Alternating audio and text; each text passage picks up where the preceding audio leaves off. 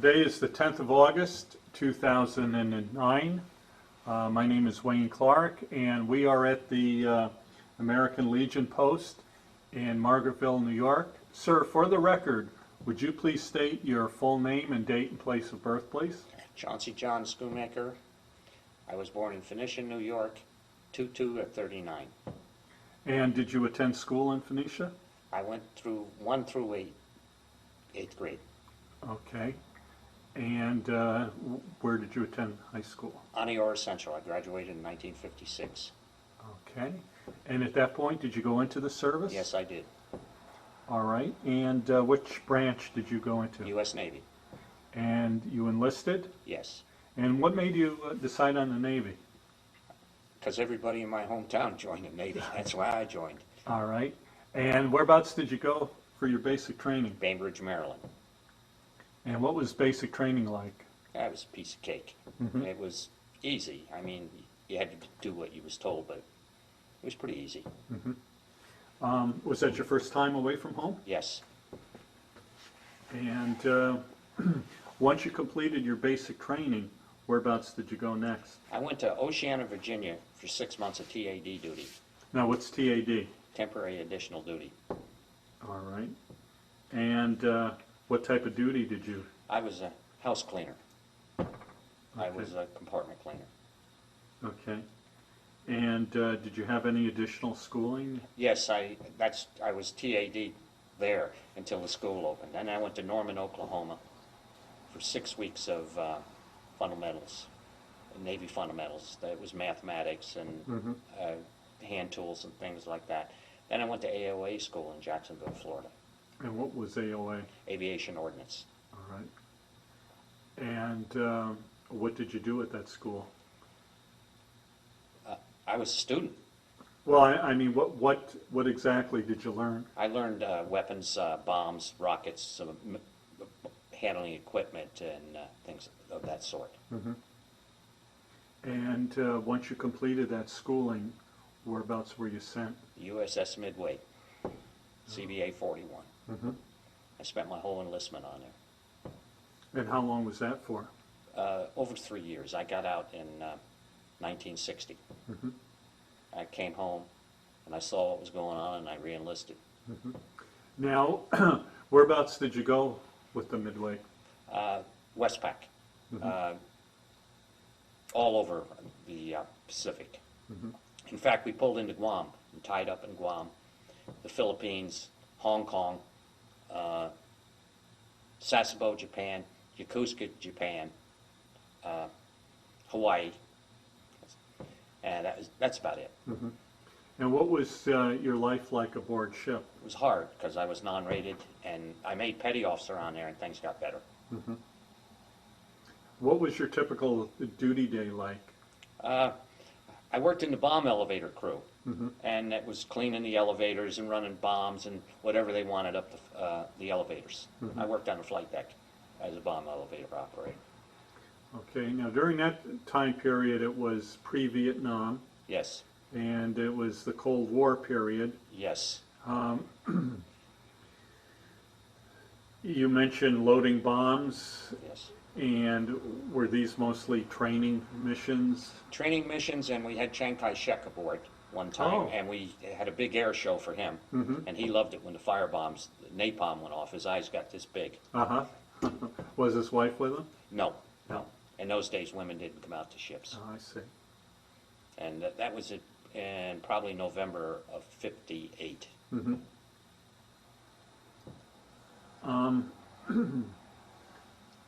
What other duties did you have to pull? Did you have to pull like mess duty or? No, I never pulled mess duty, but I compartment cleaned on there. I made 3rd class fairly fast, and then I stood a lot of shore patrol because I was junior. And with a police petty officer in port duties, making sure that our spaces were clean and everything. Now, on shore patrol duty, did you ever have any problems or incidents? Oh yeah, but they were, they were just petty little things. A sailor had too much to drink or something like that, and you take care of them. Make sure they get back to the ship and things like that. And if they give you a hard time, you take care of that too. Okay. What was the most interesting port of call for you? Yokosuka, Japan. Mm-hmm. It was really something that, you know, I was a kid and I'd never been to anywhere. And really liked it there. Mm-hmm. A lot of culture and everything that I'd never seen before. Uh-huh. How did you get along with the civilian population? I didn't have a problem. Uh-huh. But they wanted my money. Speaking of money, what was the pay like back then? When I made third class petty officer, I made $160 a month. Wow. And you did your 4 years. I was a kiddie cruiser. I went in when I was 17. I got out a day before I was 21. Mm-hmm. And I got hurt when I was on the Midway, and I went to the hospital, and I had such little time left to do in the Navy that they just sent me back to the States for discharge. I got hurt in a softball game, and I spent 37 days in the hospital in Yokosuka, Japan. I split my palate all the way back and bit my tongue off. Oh my God. I'll show it to you when we get done. Huh. And you did that playing baseball? I went to tag a guy out, and he hit me right here. Ah. You know, I swung around with the ball, Yep.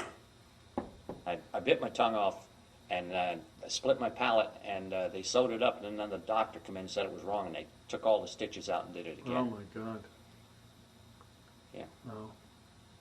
So you got out of the service, Mm-hmm. Mm-hmm. and then you turned around and went right back in I again? re-enlisted, and they sent me to Keflavik, Iceland for a year, Mm-hmm. which I didn't like. Now, did you have any problem getting back into the service? No, they were after me. The recruiters in those days, in the 50s and 60s, they were knocking on your door when you got out. Mm-hmm. And they, you know, and I decided, I looked around, I saw what was going on, and I decided to re-enlist. Now, did they offer you anything to go back in, any sort of re-enlistment bonus? $960 is what I got for re-enlisting. Uh-huh. That was 3 months of my base pay. Mm-hmm. Did you have any choice of duty station? No, none whatsoever. Okay. So they sent you to Reykjavik? Keflavik. I went Keflavik. to Keflavik for a year. I spent exactly 1 year there. Mm-hmm. What was that like? It was miserable. It was miserable. They didn't like us, and we didn't like them. Uh-huh. And you could only go out in town once every 10 days, and you had to wear a uniform. And you had to be off the streets before it was dark, and nobody would rent you a room or anything. What was your living facilities like? I lived in the barracks. It wasn't bad. Mm-hmm. I mean, there was a lot of drinking and everything going on, because that's all there was to do. Yeah. And did you do the same type of job? I was an aviation ordnanceman, but it was different. We took care of magazines, and we took care of torpedoes and depth bombs and things of that Mm-hmm. sort for the patrol squadron that was there. Mm-hmm. Was there enough work to keep you busy? Not really, Mm-hmm. because they were just getting ready to make it a naval station. When I got there was only 98 sailors. Mm-hmm. That was in 1960, and when I left in 61, we had about 900 sailors there. Mm-hmm. Did you find your clothing and equipment adequate? Yes, I did. Okay. After you completed your year, where did you go next? USS Saratoga, CVA 60, for 4 years. Mm-hmm. And where did you go with the Saratoga? I made 3 cruises to the Med. Mm-hmm. Went down to, I was in the Cuban crisis in 60, what year was that? 62. Oh, okay. Do you want to tell us about that? Well, we didn't know much about it. Mm-hmm. We were in the yards, and all of a sudden we were supposed to spend another 4 months in the yards, and we was out of there in about 4 days, and we was down to Cuba Mm-hmm. on the blockade. In those days, they didn't tell you anything. Mm-hmm. We didn't know what was going on. We were just down there. We didn't know about we knew there were missiles and things like that, but we really didn't know what was going on. Did you have any access to outside communications like radio or anything No. like that? No. No? In those days, you didn't have that. Yeah. Did you witness any sort of incidents or No. Russians or? No, I never seen a Russian. I saw some trawlers and things like that, but I didn't see any of the Russian ships that were carrying missiles or anything like that. Mm-hmm. Any dignitaries at all aboard ship at that point? The admirals and stuff come out, and then we'd blow a few bombs up for them, but not very much. Mm-hmm. All right. And how long were you down there for? A couple months. Mm-hmm. And where did you go next? I deployed in 63. No, when I picked the Saratoga up, it was in the Med in 61. And then when we came back, we went to the yards, and that's when we were pulled out early to go to Cuba. And 63, I made an 8-month deployment on the Saratoga to the Med. We hit just about everywhere: Barcelona, Naples, Corfu, Athens, Turkey, all over. How long were you normally in port for? Oh, between 7 and 10 days. It wasn't in port; you were anchored out. You don't. Aircraft carrier does not Oh, that's true. go in Right. place. Yeah. The only place you can go into in the Med is we went into Wilhelmshaven, Germany. Okay, and during that time, Vietnam was starting to. Actually, it started in the Tonkin Gulf incident, which was in July or August of 64. 64. Mm-hmm. Okay. Were you involved in that at all? No, no. I was just getting ready to leave the Saratoga, and I had a set of orders to Naples, Italy. Okay. So what were you going to be doing in Naples, Italy? Not very much. They didn't have a lot for me to do there. I was a tow reel operator. We used to put a sleeve in back of an airplane at 1,700. It would be 1,700 feet in back of the thing, and we'd go out, and the ships would shoot at it. And when they shot a few of them off, we'd have no wire left. We'd pull in. I got a lot of good liberty and everything because we went to just about every place where the ships were operating. We was in port. Best duty I ever had. Okay. And where did you go next? Patuxent River, Maryland, at the Naval Test Center there for 2 years. And what did you do there? I was an aviation ordnanceman. I worked in weapons systems test. That's where I learned a lot. What type of weapon systems were you working with? I was working with newer aircraft as far as they were evaluating how it dropped bombs and what type of bomb racks and everything were on it. Now, at that point, how much time did you have in the Navy? 10 years. And what rank were you at that I point? was an E6. E6, okay. Was life pretty good for you? Yeah, I was doing okay. Single, E6. And I transferred from there in 1968, and I went out to survival school and a few schools in San Diego, and I went to VP 19. Okay. Now, you went to a survival school? Yes. And what did you learn there? It was a POW school, what it was. Oh, was it? Yes. Anybody that was going to Vietnam at that time had to go through this school. I wasn't in country in Vietnam, but I was in a squadron that was flying over it and everything, and if I'd have been an air crewman or something and they got shot down. See, this was because of the Pueblo incident. It was miserable 7 days, let me tell you. It really was. Okay. Do you want to tell us about it? Well, the first day you go in, you can take all the cigarettes you want with you. They don't give you anything to eat. You go out down to the beach and you forage for your food, but there's no food. The second day they put you on a bus and you go up to Warner Springs, California. And you're up there from Tuesday until Friday, and you're pretty hungry because you haven't ate anything and they don't give you anything. Then they gave us 6 rabbits to eat, and they wanted somebody from New York to skin them, so I skinned them. And I asked the guy, how come you use somebody from New York? He says, usually we get a city guy and he don't know what he's doing. So I said, okay. And then they took the rabbits away from us when we cooked them because we didn't cook the eyes because they said that was good nutrient. So we didn't have anything to eat that night. Oh, they took them away. Right. Then the next morning they put us in the field and we got captured. And that was no fun. After 15 minutes in that prisoner of war camp, I didn't know if I was in Vietnam or where I was. And they beat you around pretty good. Physically? Physically, yes, they did then. And they put you in a black box and all this other stuff. In fact, I had a friend that died in a black box. Not while I was there, but I had a friend that did die in a black box. And it was no fun. You find out what kind of man you are, too. Now, what kind of instructors ran the camp? They were Navy. Were they SEALs? No, they were sailors just like me.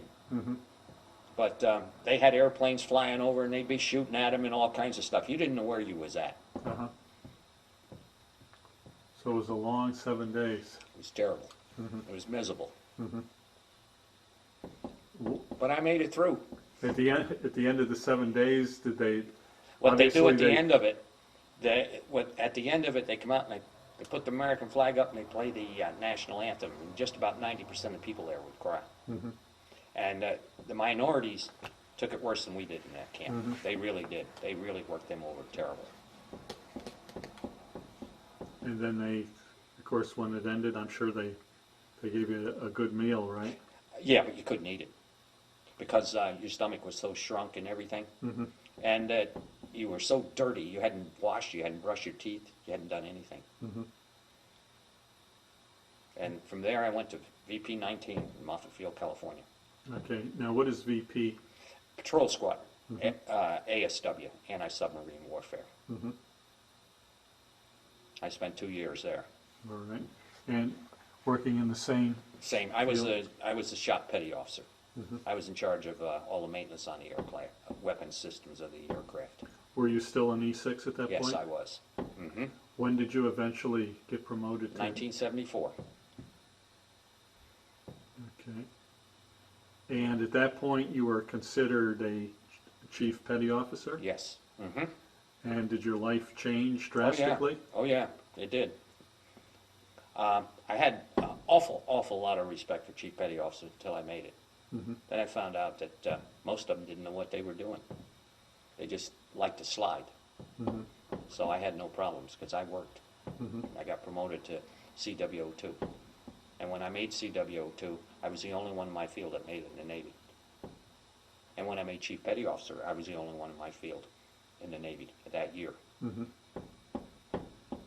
Now, when you became a warrant officer, I know in the Army, especially now, it's considered a commission rank. I was commissioned. I was a CWO. Okay, chief warrant officer. Yes. Did they require any specialized training or extra schooling, or? They sent me to what they call knife and fork school. They taught me how to eat, how to be a gentleman, and all this other stuff. 6 weeks in Pensacola, Florida. How was that school? Oh, it's a joke. It was a joke. We did whatever we wanted.